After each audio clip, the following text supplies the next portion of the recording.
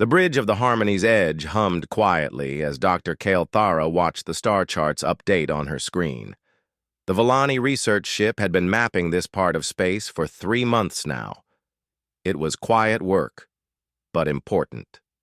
The Galactic Federation needed to know what was out here in the empty regions between the major trade routes.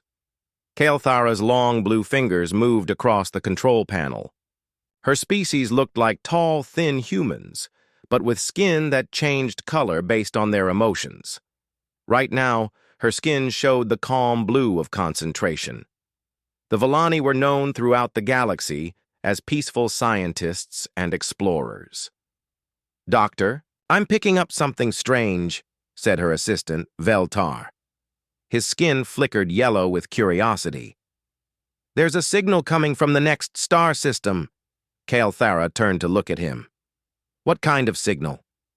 "It's very basic, old electromagnetic waves, the kind our people used thousands of years ago." Veltar's skin turned orange with confusion. "But it's repeating the same pattern over and over." "Show me." The main screen lit up with a visual of the signal. It looked like simple radio waves, the kind that most advanced civilizations stopped using long ago. But there was something about the pattern that seemed intentional. "Can you clean it up?" Kael'thara asked. Veltar worked at his console for several minutes. Slowly, the signal became clearer. It was definitely artificial, not natural space noise, and it was coming from a star system that their charts showed as unexplored. "There," Veltar said. "I think I can make out some mathematical sequences in the signal." Kael'thara studied the patterns. Mathematics was the universal language. Any intelligent species would understand basic math. If someone was using math in their signals, they were trying to communicate. "Run it through the translation computer," she ordered. The ship's computer began working on the signal. It compared the mathematical patterns to known languages and tried to find meaning. After an hour, words began to appear on the screen. SOS, SOS. This is Earth. Under attack. Coordinates follow. Any civilized species, please respond. The bridge fell silent. Kael'thara's skin turned pale green with shock. Someone was asking for help. Someone was under attack and calling out to anyone who might be listening. "Where is this coming from?" "Exactly?" she asked. Veltar checked his instruments. "The third planet in that system, it's—" He paused and checked again. "Doctor, according to our readings, that planet is a death world." Kael'thara's skin turned white. Death worlds were planets where no intelligent life should be able to survive. They had too much gravity, poisonous atmospheres, extreme temperatures, or deadly radiation. The Galactic Federation had found many death worlds, but they were always empty. "Are you sure?" she asked. "The planet has 1.2 times standard gravity. The atmosphere is mostly nitrogen and oxygen. Oxygen is corrosive to most species. The star is young and puts out dangerous radiation. The planet has extreme weather and temperature changes." Veltar's skin was now bright orange with alarm. Nothing should be able to live there. But someone was living there. Someone intelligent enough to build radio transmitters and send distress signals. Someone who was under attack and asking for help. Kael'thara made a decision that would change everything. "Send a response signal," she ordered. "Doctor, the Federation Council hasn't approved contact with unknown species," Veltar warned. "They're asking for help. We can't just ignore a distress call." Kael'thara's skin showed the purple of determination. "Send a basic mathematical response. Let them know someone heard them." The ship transmitted a simple mathematical sequence back toward the death world. Then they waited. 3 hours later, they got an answer. It wasn't just mathematics this time.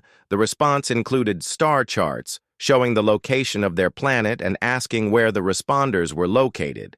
Whoever these people were, they learned fast. Over the next day, the Volani and the unknown species worked together to build a basic translation system. It was slow work, but both sides seemed eager to communicate. Finally, they could exchange simple messages. This is Dr. Kale Thara of the Galactic Federation research vessel Harmony's Edge. We received your distress signal. What is your situation? Thar. Response came back quickly. This is Captain Hyon Wu of Earth Defense Force. Our world is under attack by hostile alien forces. We have been fighting for 6 months. Can you provide assistance? Kyle Thara stared at the message. A species living on a death world had been fighting aliens for 6 months and was still able to send distress signals. That meant they were still alive, still fighting. What kind of assistance do you need? She sent back. Any help with weapons, technology, or military advice would be appreciated. We are holding our own, but could use support. Holding their own. These Death World dwellers were holding their own against an alien invasion. Kyle Thara had to sit down. In all of galactic history, species under attack usually fell within days or weeks. These people had been fighting for months. We are a scientific vessel. We don't carry weapons, but we can contact our government for help. Understood. We will continue fighting. Thank you for responding. It's good to know we're not alone in the galaxy. Kale Thara sent an emergency message to the Federation Council on the galactic capital world. She explained about the signal, the Death World, and the species under attack. Then she waited for orders. The Council's response came 12 hours later. Do not approach the system. Death worlds are too dangerous. Monitor the situation and report any changes. But Kale Thara couldn't just sit there and monitor. She thought about the brave people fighting for their lives on that horrible world. She thought about how they had politely thanked her for responding, even though she couldn't help. She made another decision that would change history. Veltar, prepare the ship for a short jump. We're going to take a closer look at this system. Doctor, the Council said to monitor the situation. We can monitor better from closer range. Kale Thara's skin showed purple determination again. Set course for the edge of their star system. We need to see what's really happening there. As the Harmony's Edge jumped through space toward the unknown system, Kale Thara wondered what they would find. A dying civilization making its last stand? Primitive people with crude weapons facing impossible odds? She had no idea that she was about to discover something that would terrify and amaze the entire galaxy. She was about to meet humanity, a species that had turned their death world into a weapon and themselves into the most dangerous predators the galaxy had ever seen. The ship dropped out of hyperspace at the edge of the Sol system, and Kyle Thara's understanding of the universe was about to change forever. Captain Hyon Wu stood on the bridge of his ship, watching the battle reports come in from across the solar system. The Korthak swarm had been attacking Earth for 6 months now, and the fight was getting harder every day. The alien bioships kept coming, wave after wave of living weapons that wanted to devour his homeworld. Captain, we're getting another transmission from those friendly aliens, said Lieutenant Nari, his communications officer. She was young but smart, and she had been working day and night to talk with the strange blue people who had answered their distress call. What do they want? Hyon Wu asked, not taking his eyes off the tactical display. 3 Korthak biocruisers were approaching Mars, and his ships were moving to intercept. They want to come closer to observe the situation. They say they want to help somehow. Hyon Wu thought about it. The aliens seemed friendly, but they had made it clear they were scientists, not soldiers. Still, it might be good to have witnesses. If humanity lost this fight, maybe these aliens could warn the rest of the galaxy about the Korthak. Tell them they can come, but they need to stay far away from the fighting. We don't want them getting hurt. Meanwhile, at the edge of the solar system, Dr. Kale Thara was getting her first look at the war zone. Her ship's sensors showed the massive scale of the battle. Thousands of bioships filled the space between planets, engaged in combat with what the sensors said were primitive human vessels. This doesn't make sense, said Commander Zeftai, her military advisor. He was one of the few Villani who had military training, though even that was mostly defensive. The humans are using chemical rockets and kinetic weapons. Basic stuff. But they're winning battles. Kelthara looked at the sensor readings again.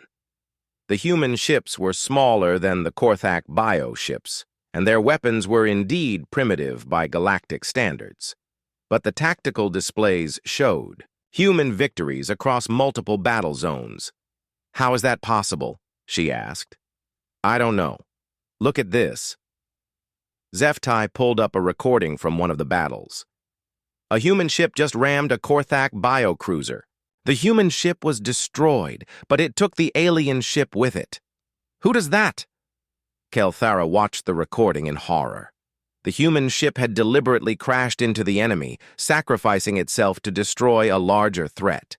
In all of galactic history, she had never heard of such tactics. "Maybe it was an accident," she suggested. "No, look at the pattern. They're doing it repeatedly. And it's working." Zeftai's skin was bright orange with confusion. "The humans are treating their own ships as weapons. They're using suicide attacks as standard tactics." More recordings came in. Human soldiers, fighting in the vacuum of space, wearing only basic life support suits. Human commanders making decisions that should have resulted in total defeat, but somehow led to victory. Human tactics that violated every principle of civilized warfare. "Get me a connection to their Captain Hyan-Wu," Kelthara ordered. "I need to understand what we're seeing." When the connection was established, Kelthara tried to be diplomatic. "Captain, we've been observing the battle. We're amazed that you're holding your own against such a large enemy force." Hyan-Wu's image appeared on the screen. He was a middle-aged human with tired eyes and scars on his face. Behind him, the bridge of his ship was loud and busy with the sounds of war. "Thank you, Doctor. We're doing our best. The Korthak are tough, but we've fought worse." "Worse?" Kelthara couldn't hide her surprise. "What could be worse than this?" "Each other," Hyan-Wu said simply. "Humans have been fighting wars for thousands of years. We know how to do it." Kelthara didn't know how to respond to that. The idea of a species that fought itself seemed horrible to her peaceful people. "We've noticed some of your tactics are very aggressive," she said carefully. Hyan-Wu looked confused. "Aggressive? We're being defensive. We're protecting our home. But your ships are ramming the enemy. Your soldiers are fighting in impossible conditions. That's just standard procedure. When you're outgunned, you use what you have. Our ships might not be as advanced as theirs, but mass times velocity still equals force. And our people can handle vacuum operations better than most species. From what I understand," Commander Zeftai leaned closer to Kelthara and whispered, "Did he just say they can operate in vacuum better than most species?" "That's impossible," Hyan-Wu continued. "Would you like to meet in person? We could dock with your ship, or you could visit ours. Though I should warn you, our gravity and atmosphere might be uncomfortable for your people." "What are your ship's conditions?" Kelthara asked. "Standard. Earth normal. About 1.2 times galactic standard gravity, oxygen-nitrogen atmosphere at 21% oxygen concentration." Kelthara's skin turned white. Those conditions would require full environmental suits for her people. The gravity alone would be crushing, and the oxygen concentration was toxic. "We'll visit your ship," she said, "but we'll need to bring protective equipment." "Of course, we'll prepare a meeting room and try to make you comfortable."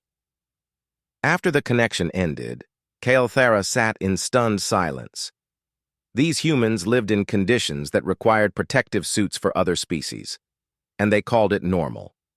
They used tactics that seemed like suicide, and they called it standard procedure.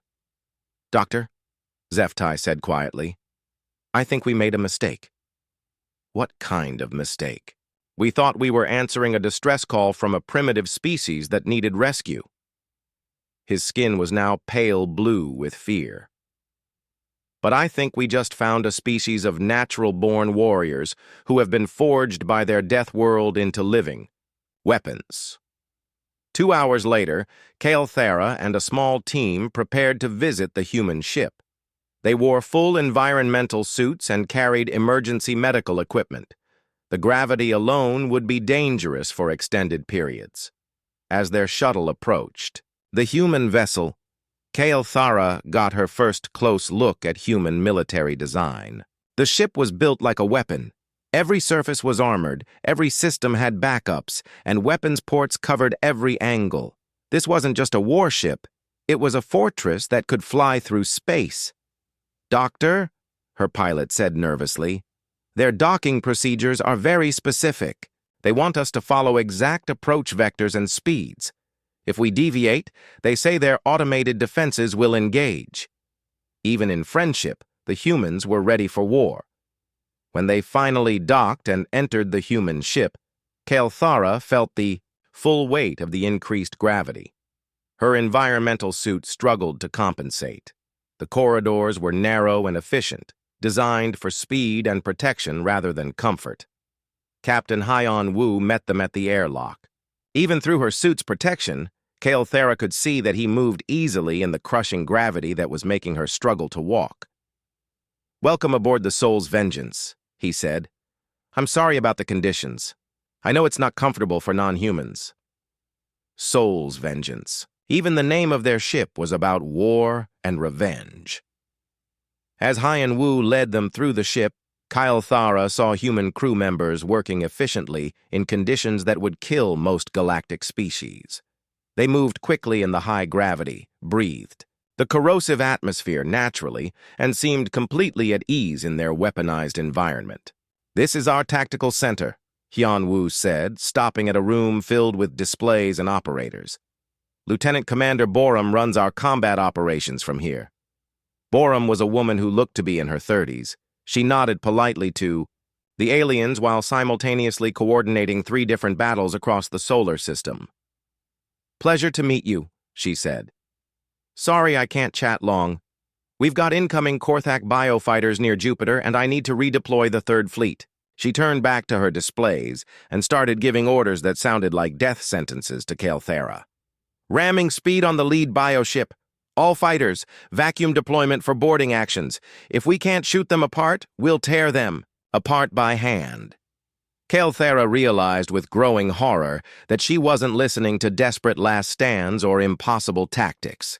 This was just how humans fought. This was normal for them. They hadn't answered a distress call from a dying civilization. They had found a species that turned warfare into an art form, and they were very, very good at it. The meeting room aboard the Soul's Vengeance had been specially prepared for the alien visitors. Captain Hyon Wu had ordered the gravity reduced to the lowest setting possible, and extra oxygen scrubbers installed to make the air less dangerous for the Vallani. Even so, Dr. Kael'thara and her team needed their full environmental suits just to survive.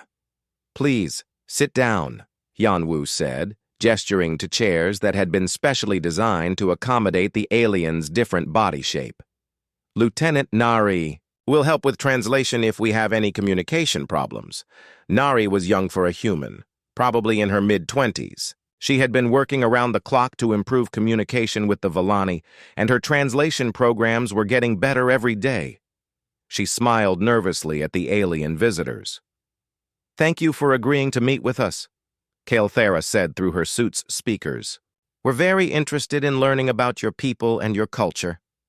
"Same here," Hyon Wu replied. "We've never met aliens before. This is exciting for us, even in the middle of a war." Kael'thara decided to start with simple questions. "Can you tell us about your world? What is life like on Earth?" Hyon Wu thought for a moment. "Earth is a beautiful planet. We have mountains, oceans, forests, deserts.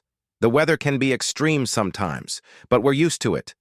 Most humans live in cities, but some prefer the countryside or more remote areas." "Remote areas?" Commander Zeftai asked. "What kind of remote areas?" "Oh, you know, mountains, jungles, Arctic regions, underground cave systems, ocean depths. Some people like the challenge of living in harsh environments." Kael'thara's skin turned pale blue under her suit. Humans voluntarily lived in conditions that would kill most galactic species, and they considered it recreational. You mentioned challenges, she said carefully. What do humans do for entertainment? All sorts of things, Nari answered enthusiastically. Mountain climbing, deep sea diving, skydiving, martial arts, extreme sports. There's rock climbing where people climb up cliff faces with just ropes in their hands. Or base jumping, where you jump off tall buildings or mountains with a parachute. People do this for fun. Zeftai's voice was strained. Sure, it's exciting. There's also motor racing, where drivers go as fast as possible in vehicles. Sometimes they crash, but that's part of the thrill. Kael'thara felt sick. These humans deliberately put themselves in mortal danger as a form of entertainment. What kind of species evolved to find near-death experiences enjoyable? What about conflicts? She asked. How do humans resolve disagreements? Hyunwoo and Nari exchanged a look. That's complicated, Hyunwoo said finally. Ideally, we talk things out and find compromise. But historically, humans have fought wars to settle major disputes. Wars? Military conflicts between nations or groups. Humans have been fighting wars for thousands of years. It's how we developed most of our technology and tactics. Kael'thara's translator was struggling with the concept. The Vellani had not fought a war in over 10,000 years. Most galactic species considered warfare and primitive behavior that intelligent life outgrew. How many wars have humans fought? Zeftai asked. Nari consulted her computer. That's hard to count exactly. Major wars? Probably hundreds. Smaller. Conflicts? Thousands. Some human historians say we've only had a few decades of complete peace in our entire recorded history. The room fell silent. Kael'thara realized that humans were not just capable of warfare, they were experts at it. They had been practicing and perfecting combat for their entire civilization. But you're peaceful now, right? She asked hopefully. We try to be, Hyunwoo said, but we still maintain military forces just in case. Every nation on Earth has some kind of defense force. What kind of weapons do you consider normal for defense? Zeftai asked. Well, small arms for individual, soldiers, rifles, pistols, grenades. Larger weapons for vehicles and ships, cannons, missiles, energy weapons, strategic weapons for major threats. Can you show us some examples? Kael'thara asked, immediately regretting the question. Hyunwoo led them to the ship's armory. Even through their protective suits, the aliens could see racks of weapons that would be considered heavy artillery by Federation standards. What humans called small arms were more powerful than anything in the Vellani military. This is a standard infantry rifle, Lieutenant Nari explained, holding up a weapon that looked massive to the small aliens. It fires projectiles at about 3 times the speed of sound. This is a grenade launcher for dealing with armored targets, and this is a plasma cutter for close combat in space. Each weapon Nari showed them was more terrifying than the last. The humans had clearly spent centuries perfecting the art of killing. What do you consider heavy weapons? Zeftai asked weakly. Those are back on Earth or on our heavy cruisers, Hyunwoo said. Ship-to-ship missiles, orbital bombardment systems, kinetic kill vehicles.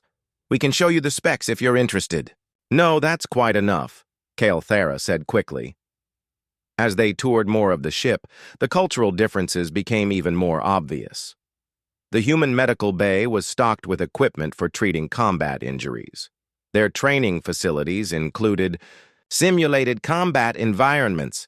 Even their food dispensers were designed to work during battle conditions. Don't your people ever get tired of preparing for war? Kael'thara asked. We don't really think of it as preparing for war, Nari said. We think of it as being ready for anything. Earth is a dangerous place. Weather disasters, earthquakes, volcanic eruptions, dangerous animals. Humans learned early that the universe is trying to kill us, so we'd better be ready to fight back. That sentence hit Kael'thara like a physical blow. Humans thought the universe was actively hostile, and they had shaped their entire civilization around that assumption. What about art and culture? She asked desperately. Surely humans create beautiful, peaceful things? Oh yes, Nari said, brightly. We have music, literature, movies, games. Would you like to see some examples? She led them to a recreation area where off-duty humans were relaxing. On the screens, Kyle Thara saw human entertainment, action movies about soldiers fighting aliens, video games where players commanded armies, books about space marines conquering galaxies. Even their entertainment was about warfare. "This is very popular," one young human explained, showing them a game. "You build starships and conquer star systems. The goal is to eliminate all other players through superior tactics and firepower." "Children play this?" Zeftai asked. "Sure. It teaches strategic thinking and resource management. Very educational." Kael'thara sat down heavily, her environmental suit struggling with the ship's gravity. She was beginning to understand the terrible truth about humanity. They were not a peaceful species corrupted by war. They were a species that had evolved warfare into a fundamental part of their culture. "Dr. Kael'thara, are you all right?" "Captain," Hyunwoo asked with genuine concern. "I'm fine," she lied. "Just trying to understand your people better." "Well, if you have any questions, feel free to ask. We're happy to share our culture with our new friends." Friends. The humans considered the Federation their friends, even though they possessed enough firepower to destroy entire star systems. They were offering friendship while wearing weapons that could kill most galactic species. Later, back on her own ship, Kael'thara sent an emergency report to the Federation Council. "Council, we have made contact with the species sending the distress. Call. They are called humans, and they live on a death world that has shaped them into natural warriors. They have been fighting among themselves for thousands of years, and consider warfare a normal part of life. Their idea of entertainment includes activities that would be considered torture by our standards. Their children play games about galactic conquest. Their basic infantry weapons are more powerful than our heavy artillery." She paused, trying to find the right words for the next part. "Council, they are not asking for rescue. They have been fighting the Korthak invasion for 6 months, and are winning. They sent the distress call not because they were losing, but because they wanted to know if there were other civilized species in the galaxy. They seem genuinely friendly and peaceful by their own standards, but their standards include maintaining enough military force to sterilize planets." The response from the Council would take hours to arrive, but Kael'thara could already guess what it would say. The Federation was about to learn that the galaxy contained a species that made warfare into art, and that species wanted to be friends. She just hoped that was a good thing. The emergency alarms on the Soul's Vengeance began blaring at Oro 400 hours ship time. Captain Hyun-woo was on the bridge within minutes, still putting on his uniform jacket. The tactical displays showed a sight that made his blood run cold. "Report," he ordered. "Captain, long-range sensors are detecting massive Korthak fleet movement," Lieutenant Commander Borum said from her station. "It looks like they're bringing everything they have for a final assault." Hyun-woo studied the displays. Thousands of bioships were moving into attack formation throughout the solar system. This was not another probing attack or limited assault. The Korthak were committing their entire swarm to destroying Earth. "How long until they reach our defensive perimeter?" he asked. "Estimated 18 hours for the Vanguard, 24 hours for the main force. Contact Earth Command. Tell them we're implementing Defense Protocol 7. Contact our alien friends and tell them they need to move to minimum safe distance. This is going to get very messy." Aboard the Harmony's Edge, Dr. Kael'thara received the human warning with growing alarm. She had spent the last week observing human military operations, and each day had brought new surprises about their capabilities. But Defense Protocol 7 was something they had never mentioned before. "What does that mean?" she asked Lieutenant Nari during their daily communication check. "It means we're going to reveal our full defensive capabilities," Nari replied. "Up until now, we've been using just our regular fleet forces, but Protocol 7 activates all of Earth's military assets." "All of them?" Commander Zeftai asked, nervously. "Everything we've built in the last 50 years, Nari confirmed. Colonel Jiwon will be coordinating from Earth Command. You might want to move your ship further out. The energy readings are going to be intense. Kyle'thara ordered her ship to retreat to a safer distance, but she kept her sensors focused on the battle zone. Whatever the humans were about to do, she wanted to observe it for the Federation records. The first sign that something was different came 12 hours before the Korthak assault was scheduled to begin. Human ships that had been hiding in the asteroid belt suddenly revealed themselves. But these were not the same vessels the aliens had been observing. These ships were larger, more heavily armed, and their energy signatures were off the charts. Where did they come from? Zeftai wondered aloud. They've been there all along, Kyle'thara realized. The humans have been hiding their real military strength. On Earth, Colonel Jiwon stood in the underground command center that coordinated the planet's defenses. She was a veteran of dozens of battles against the Korthak, and she knew this would be the decisive engagement. Around her, hundreds of technicians and officers prepared for the largest military operation in human history. Orbital Defense Grid. Report status, she ordered. All platforms online and ready, Colonel. Kinetic bombardment systems charged and targeted. Satellite network report status. Stealth satellites deployed and active. Targeting systems locked on Korthak fleet elements. Ground. Based systems report status. Missile batteries ready. Energy weapons charged. Nuclear arsenal standing by for authorization. Colonel Jiwon nodded. For 6 months, Earth had been fighting the Korthak with just their space fleet, making the aliens think that was all humanity had. Today, they would learn the truth about human military doctrine. The first Korthak bioships entered the outer solar system and immediately found themselves under attack from weapons platforms they had never detected. What the aliens had thought were mining asteroids opened up to reveal massive railgun installations. Sensor readings that had looked like space debris resolved into camouflaged missile batteries. Dr. Kyle'thara watched in amazement as human weapons that had been hidden throughout the solar system revealed themselves. The Federation sensors had completely missed them. Human stealth technology was far more advanced than anyone had realized. How did we not see any of this? Zeftai asked. Because the humans didn't want us to see it, Kyle'thara replied. They've been showing us just enough to seem friendly while hiding their real capabilities. The Korthak fleet pressed forward, but the hidden weapons were taking a terrible toll. Bioships that had seemed unstoppable were being destroyed by kinetic projectiles moving at significant fractions of light speed. Energy weapons that shouldn't have been possible with human technology were cutting through Korthak armor like paper. On the surface of Earth, General Taemin coordinated the ground-based defenses.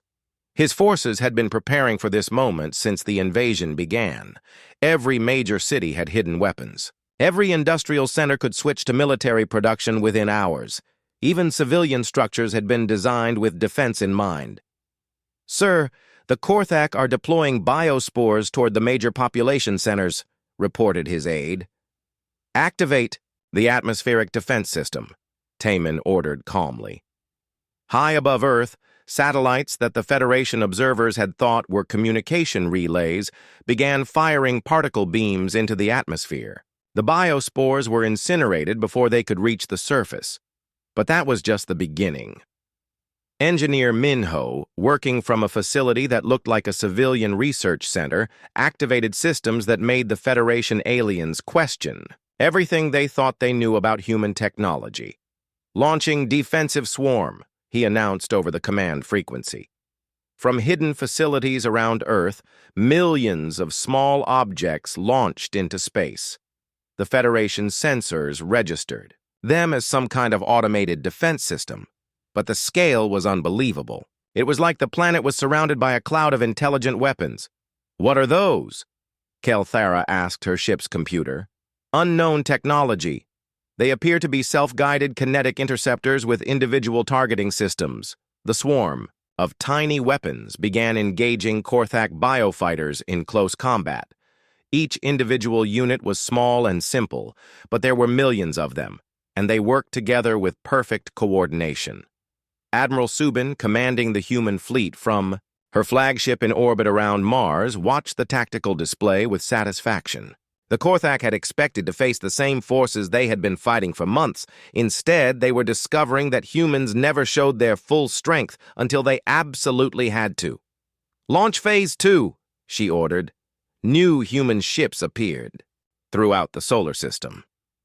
These were not the cruisers and destroyers the aliens had been observing. These were dreadnoughts, battleships, and massive carrier vessels that had been hiding in the shadow of planets and moons. The youngest fleet commander, Lieutenant Commander Seong Ho, led a squadron of these hidden warships in an attack that violated every principle of space combat the Federation had ever established. His ships accelerated directly toward the largest Korthak bioships, using their own hulls as weapons. "Ramming speed," he ordered.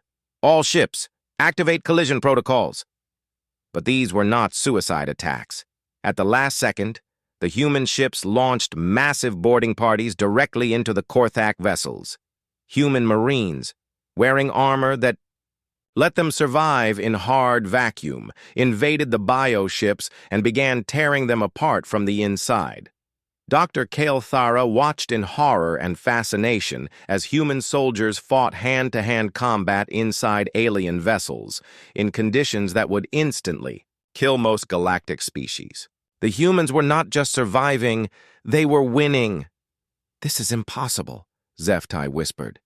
"They're fighting in vacuum with just basic life support. How are they not dead?" "Because they're from a death world," Kyle Thara replied quietly. "Vacuum is just another hostile environment to them." The battle raged for 12 hours. As each hour passed, more hidden human capabilities revealed themselves. Weapons that appeared from nowhere. Ships that had been disguised as asteroids. Ground installations that rose from seemingly empty planet surfaces. The Federation observers realized that for months they had been watching just the tip of the iceberg. The real human military was 100 times larger and more advanced than anything they had seen. As the last Korthak bioships were destroyed or driven from the system, Colonel Jiwon allowed herself a small smile. Earth was safe, and the galaxy had learned something important about humanity. "Send a message to the Federation ship," she ordered. "Tell them the immediate threat has been eliminated, and we're now going to make sure it can never threaten anyone. Again." "Colonel, what does that mean?" her aide asked. "It means we're going to track down every Korthak ship in this part of the galaxy and destroy them all. We don't just win defensive battles, we solve problems permanently." Dr. Kale Thara received that message with a chill that had nothing to do with her ship's temperature controls. The humans had not just defeated the Korthak invasion, they were planning to hunt down and eliminate the entire species. She sent an emergency transmission to the Federation Council. "Council, the humans have revealed their true military capabilities. They have been holding back their real strength throughout this entire conflict. What we observed before was just their basic fleet forces. Their actual military is vast beyond our calculations. They have weapons we cannot explain and tactics that should not work but do. And now they are planning to pursue the Korthak beyond their own system to eliminate the threat completely." The response came back quickly. "What are you saying, Dr. Kale Thara?" "I'm saying we have not discovered a species that needs protection from the galaxy." The pursuit began immediately after Earth's defensive victory. Admiral Subin stood on the bridge of her flagship, studying the tracking data that showed the retreating Korthak ships.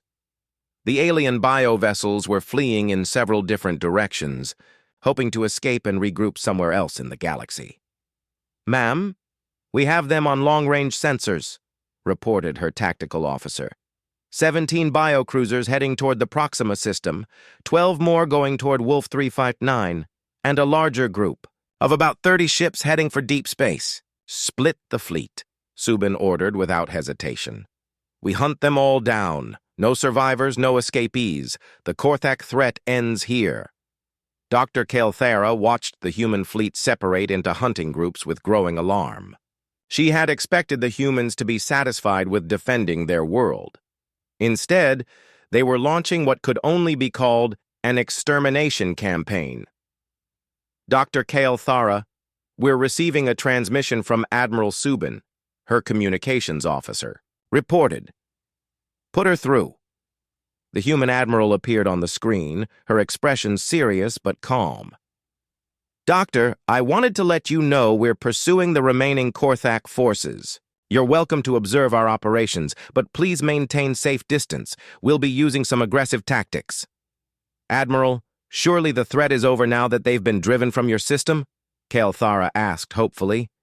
The immediate threat to Earth is over, Subin agreed. But the Korthak threat to the galaxy continues as long as any of them are alive. We've seen what they do to other worlds. We can't let that happen again. But pursuing them beyond your own system, isn't that aggressive? Admiral Subin looked genuinely confused by the question. Doctor, with respect, I think you misunderstand human military doctrine. We don't fight defensive wars. We fight decisive wars. The goal is not to repel an attack. The goal is to eliminate the threat permanently. The connection ended, leaving Kale Thara staring at a blank screen. The humans were not content with victory. They wanted complete destruction of their enemies. Captain Hyun Woo led one of the pursuit groups, commanding a squadron of heavy cruisers that were chasing the largest group of fleeing Korthak ships. His target was a bio-dreadnought that had been the command ship for the entire invasion force.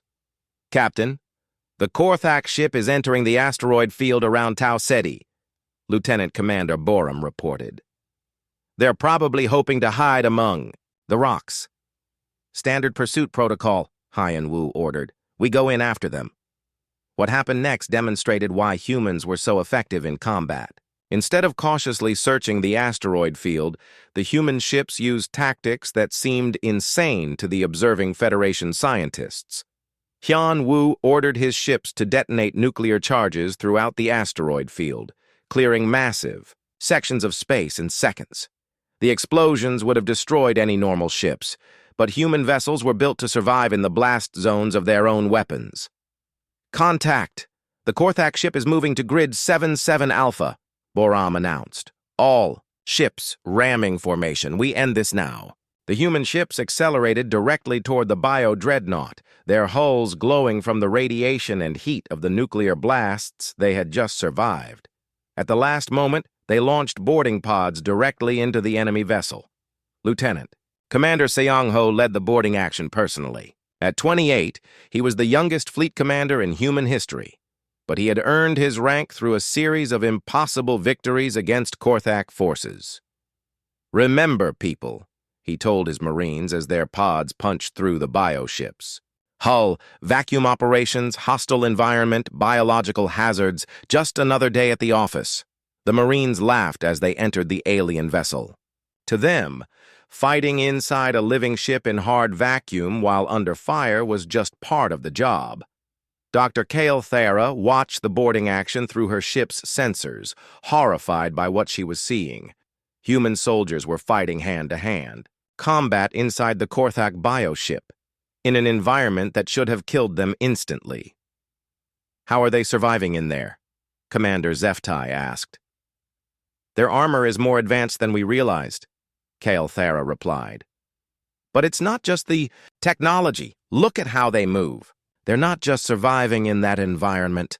They're thriving in it. The humans were using the hostile conditions as weapons.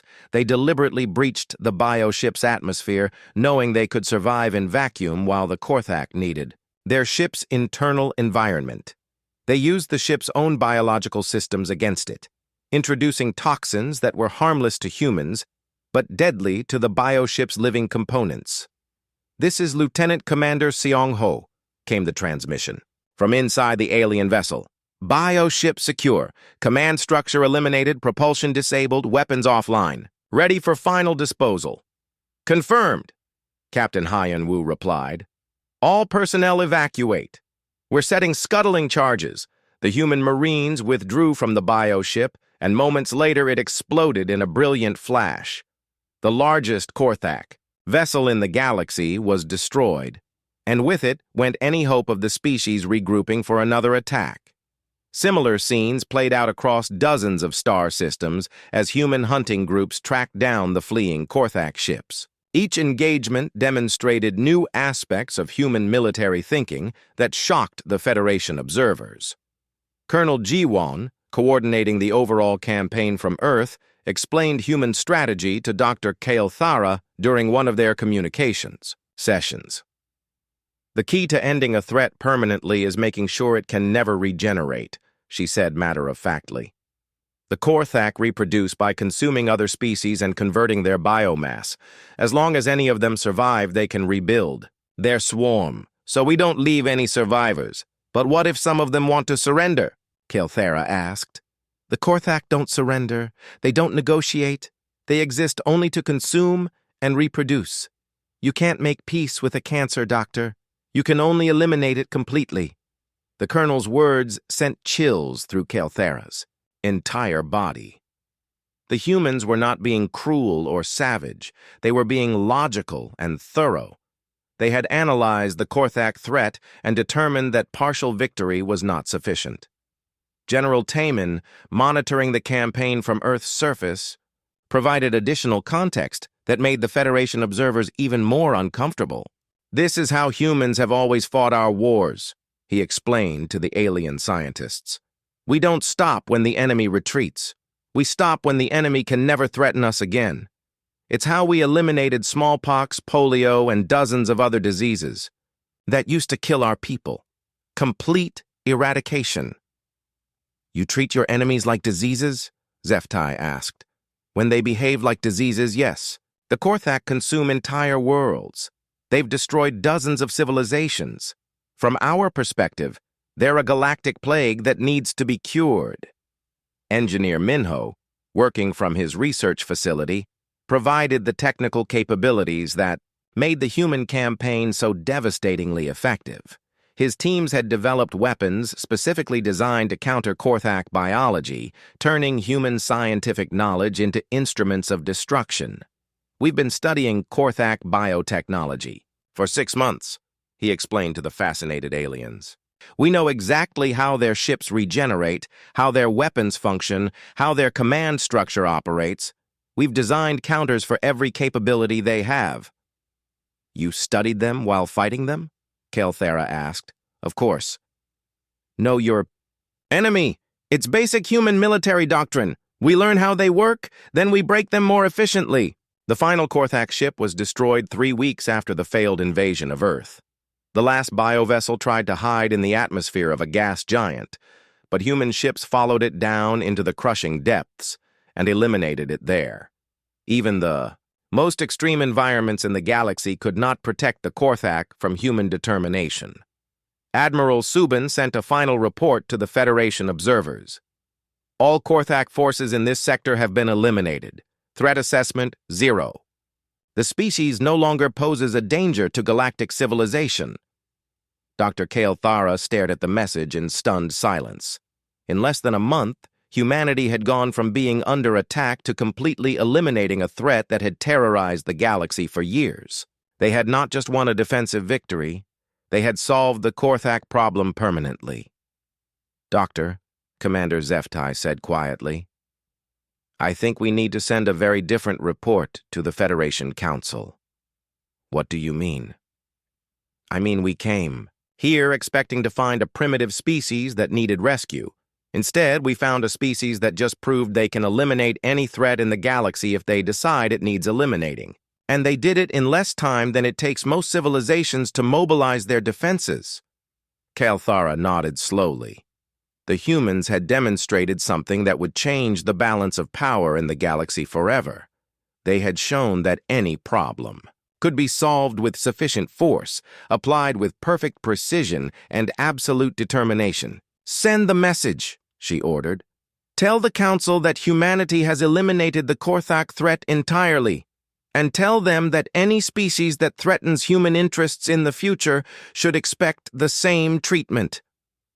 As the human fleet began, returning to Earth, Dr. Kael'thara realized that the galaxy had just witnessed the birth of a new superpower, a species that combined Deathworld survival instincts with advanced technology and a military doctrine based on permanent solutions. 6 months after the complete elimination of the Korthak threat, Ambassador Yuna stepped off the transport shuttle onto the main docking platform of Federation Central Station. She was humanity's first official diplomatic representative to the Galactic government, and her arrival had been the subject of intense debate throughout Federation space. The station was enormous, built to accommodate thousands of different alien species in a neutral environment. But as Yuna looked around, she could see that her presence was making many of the aliens nervous. Conversations stopped when she walked by. Groups of Federation citizens moved away from her diplomatic party. "Ambassador, welcome to Federation Central," said Director Velnara, the station's administrator. The tall, blue-skinned Villani was trying to be polite, but Yuna could see the tension in her posture. "We've prepared special quarters for you and your staff." "Thank you, Director. I'm looking forward to working with the Federation Council." What Director Velnara did not mention was that Yuna's diplomatic security detail had caused a panic among station security forces. The 6 humans accompanying her were described in their files as lightly armed bodyguards, but their personal weapons were more powerful than the station's main defensive systems. Dr. Kael'thera, who had become something of an expert on human culture, met with the Federation Council to brief them on what to expect from their new members. The humans call Ambassador Yuna's security team lightly armed, because by human standards, they are, she explained to the assembled representatives of dozens of alien species. They're carrying what humans consider personal defense weapons, but each of those weapons could destroy a small spacecraft. Council leader Mordan, an ancient being whose species had helped found the Federation thousands of years ago, struggled to understand. "Are you saying that humans routinely carry weapons of mass destruction as personal equipment?" "I'm saying that humans don't recognize our distinction between personal weapons and military weapons. To them, anything that can't destroy a planet is a personal weapon." The council chamber fell silent as the implications sank in. Humanity's idea of normal personal protection exceeded most species' military capabilities. Meanwhile, the galactic economy was beginning to adapt to human participation in ways that no one had expected. Trade goods from Earth were causing revolutions in Federation technology and industry. Captain Haiyan Wu, now serving as a military liaison to the Federation, met with alien engineers to discuss human trade products.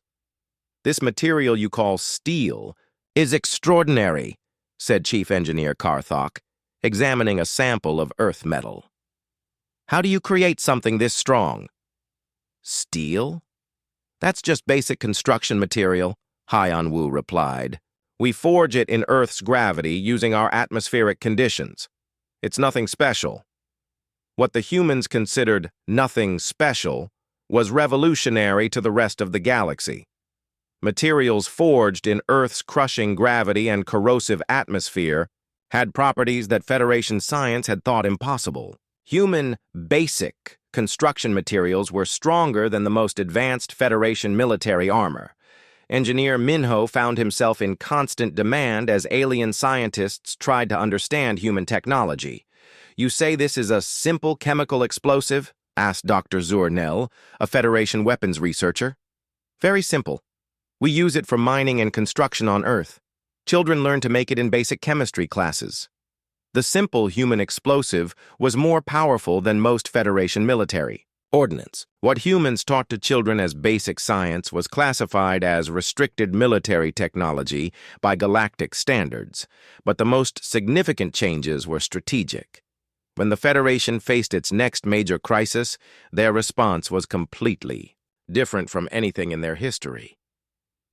The crisis came from the Void Bringers, an ancient enemy that had been sleeping beyond the galactic rim for millions of years. Their massive ships began appearing at the edge of Federation space, destroying entire star systems with weapons that seemed to bend reality itself. In the past, the Federation would have spent months debating responses, forming committees, and trying diplomatic solutions. This time they sent a simple message to Earth. Threat detected. Ancient enemy returned. Coordinates attached. Human assessment requested. Captain Hyan Wu reviewed the intelligence data about the Voidbringers with Lieutenant Commander Seong Ho and Colonel Jiwon. The Federation had provided detailed scans of the enemy ships and their weapons. "What do you think?" Hyun Woo asked his tactical team. "Big ships, impressive energy weapons, clearly advanced technology," Seong Ho replied. "But they're slow, they move in predictable patterns, and they seem to rely entirely on intimidation.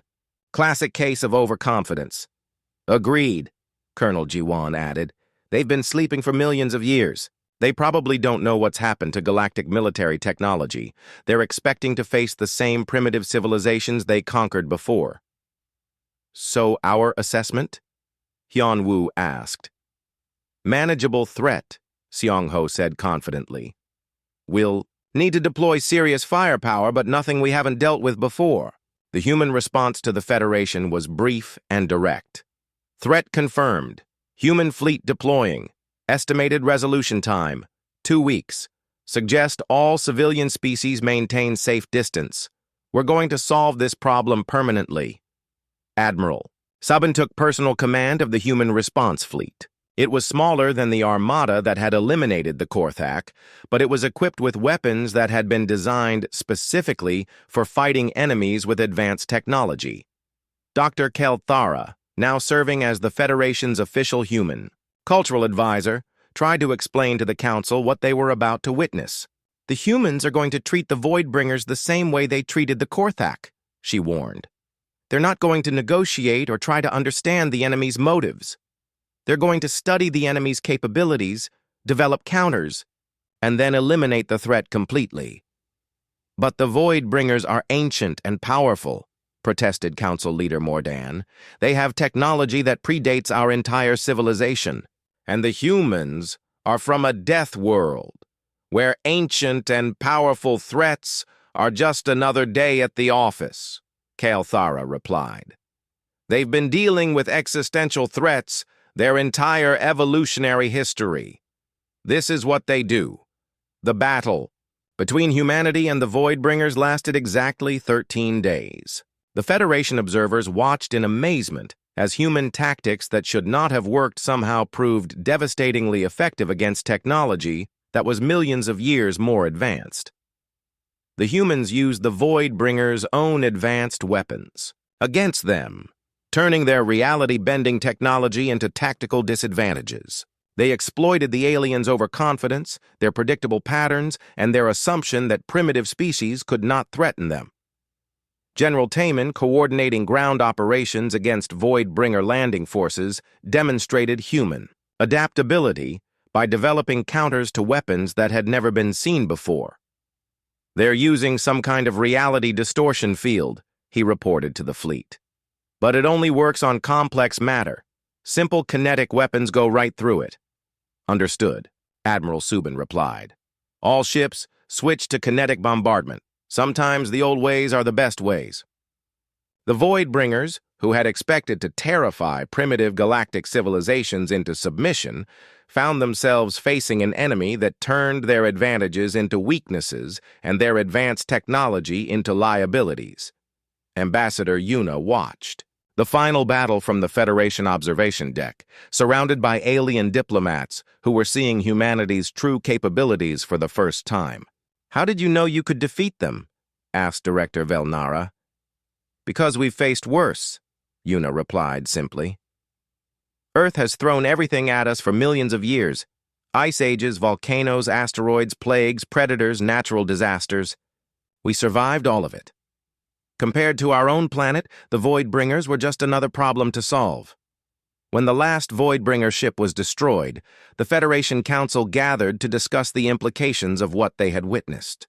2 ancient threats that had terrorized the galaxy for millennia had been eliminated by humans in less than a year. "What does this mean for the Federation?" asked Council Leader Mordan. Dr. Kelthara, now recognized as the galaxy's leading expert on human behavior, provided the answer that would reshape galactic politics forever.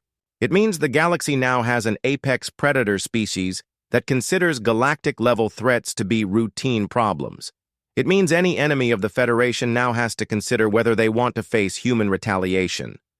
And it means the Federation no longer needs to fear existential threats, because we have allies who specialize in permanent solutions. She paused and looked around the council chamber at representatives from hundreds of different species. The humans sent an SOS because they wanted to know if they were alone in the galaxy. We answered because we thought they needed rescue. But what really happened was that the galaxy's most dangerous species asked if anyone wanted to be friends. And we said yes. The Federation voted unanimously to grant humanity full membership and to establish a new doctrine for dealing with existential threats. From now on, when the galaxy faced an enemy that threatened civilization itself, they would not send diplomats or researchers or peace negotiators. They would send humans.